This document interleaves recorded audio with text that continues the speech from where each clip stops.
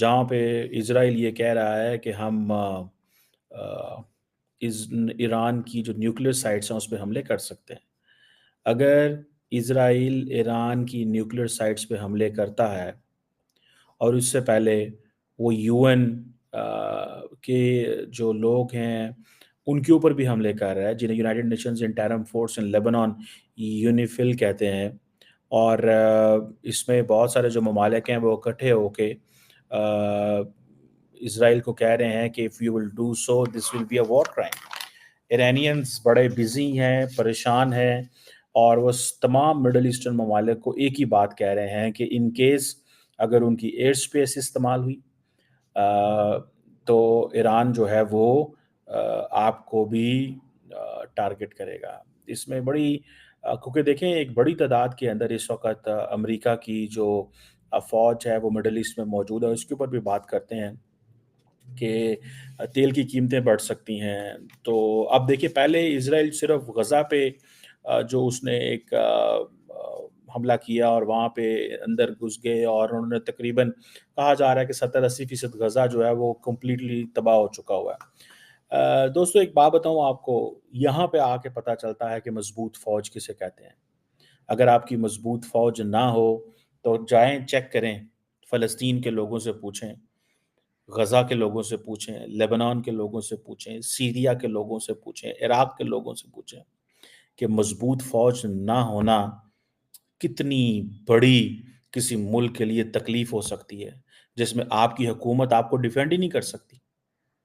आज भारत की फ़ौज मज़बूत है, पाकिस्तान की, चाइना की, तीनों न्यूक्लियर पावर्स हैं, अपने-अपने घरों में आराम से बैठे हुए हैं, बिकॉज़ तीनों को पता है कोई एक जिस पे हमला करेगा, इंडिया पाकिस्तान को पता है, इंडिया चाइना को पता है, अमेरिका चाइना को पता है कि जब भी जिस पे हमला किया जाएगा, तो वो उसके क्या कॉन्सिक्वेंसेज़ हो सकते हैं। डिटरेंस मेंटेन की हुई है। सुनने में आया है कि एक शख्स है जिनका नाम है वफ़ीक सफ़ा, जो कि हिज़्बुल्लाह के जो सेक्रेटरी जनरल थे, हसन नसरुल्लाह, जिनकी ये पिक्चर मैंने सेंटर में लगाई है, इनको मारने के बाद इज़राइली इनको ढूँढ रहे हैं, और उन्होंने अभी रिसेंटली हमला भी किया है इनको ढूँढते-ढूँढते, लेकिन वो नाकाम हुए हैं। और अब क्वेश्चन ये है कि इज़राइली कहते हैं जी कि लेबनान के अंदर हर घर जो है वो दहशतगर्दों से भरा पड़ा है। वहाँ पे स्नाइपर राइफ़ल्स पड़ी हैं, बंदूकें पड़ी हैं, रॉकेट लॉन्चर पड़े हुए हैं, हम पे जो है वो हमले किए जा रहे हैं। और साथ ही इन्होंने अब ये जो चीज़ है, and Hezbollah and Lebanon can not defend itself. जय हिंद।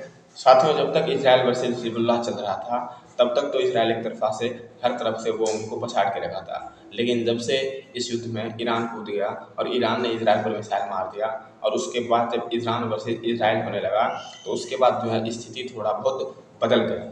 उसके बाद ना तो इजराइल पूरी तरीके से ईरान पर अटैक कर सका, और ईरान भी उसके बाद जो है दुनिया में संभल कर जो है कदम बढ़ाने लगा। और ईरान इस समय यही कर रहा है, जितने भी इस्लामिक कंट्री हैं जो कि उनके लिए मुख्य हैं, अरब कंट्री हैं, उनके साथ जाकर ये सीधे से बात करना शुरू कर रहे हैं कि किसी भी तरीके से आप इजराइल का साथ ना दें, या फिर इजराइल जो है कोई भी मिसाइल आपके एरिया से गुजरने ना दें। और इजराइल को जो है इस समय जो है काफ़ी दिक्कतों का सामना भी करना पड़ रहा है, क्योंकि इजराइल की वजह से यूएन के की फोर्स मारे गए, वो भी दो, जिसके कारण यूएन भी नाराज है, और दुनिया के बहुत सारे जो छोटे मोटे देश हैं उनके, क्योंकि यूएन की फोर्स में तो लगभग दुनिया के हर देश के पहुंच जाते हैं, वो भी कहीं ना कहीं देश के होंगे, वो भी मारे गए थे। हालांकि उसमें इंडिया की फोर्स नहीं मारे गए हैं, और इसी कारण जो है इजराइल को इस समय थोड़ा बहुत दिक्कतों का सामना करना पड़ सकता है। और ईरान बाकी दुनिया के देशों को कह रहा है कि इजराइल की एक भी मिसाइल जो है हमारे तक जो है आपके सीमा बॉर्डर से नहीं आना चाहिए, क्योंकि ईरान और इजराइल के बीच में है साथियों, कम से कम हर तरफ से 2 या 3 देश तो आते ही हैं। अगर इजराइल को ईरान पर मारना है तो जाहिर सी बात है उनके आने वाले बीच में 2-3 कंट्री हैं, उनके साथ भी दुश्मनी लेनी पड़ेगी। लेकिन लेकिन इजराइल के लिए ये सब कोई बड़ी बात नहीं है, वो ऐसी दुश्मनी हमेशा से लेता आ रहा है और ले भी सकता है। देखते हैं आगे इजराइल की नीति क्या होती है। लेबनान अपने आप को डिफेंड नहीं कर सकता, ठीक है जी। अब देखिए ना, इज़राइली फ़ौज कहती है कि तकरीबन 23 जो लेबनानी विलेजेस हैं उनको कहते हैं इनको इवैक्यूएट कर दें। इंडिया की फ़ौज पाकिस्तान आके कहे कि ये 50 गाँव खाली कर दें, तो कैसा लगेगा? या पाकिस्तान की फ़ौज जो है वो अफ़गानिस्तान को कहे कि आप अपने 50 घर खाली कर दें, विलेज खाली करें, कैसा लगेगा? चाइना आके इंडिया को कहे कि ये घर छोड़ के यहाँ से निकल जाएँ और इंडिया अपने लोगों को प्रोटेक्ट ही ना कर सके, कैसा लगेगा? इसलिए मज़बूत फ़ौज चाहिए। मज़बूत फ़ौज चाहिए ताकि वो आपको डिफेंड कर सके। मैं तो जब ये देखता हूँ कि ये जो जो इज़राइल कर रहा है इनके साथ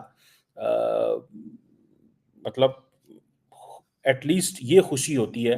पाकिस्तान की फाइनेंशियल चैलेंजेस ज़रूर हैं, पॉलिटिकल इंस्टेबिलिटी ज़रूर है, लेकिन एट लीस्ट ये तो नहीं है कि हमें कोई दूसरा आके तो नहीं मार सकता। आपको ये तो नहीं कह सकता कि अब आप अपने घर में हमारी मर्ज़ी से रह सकते हैं।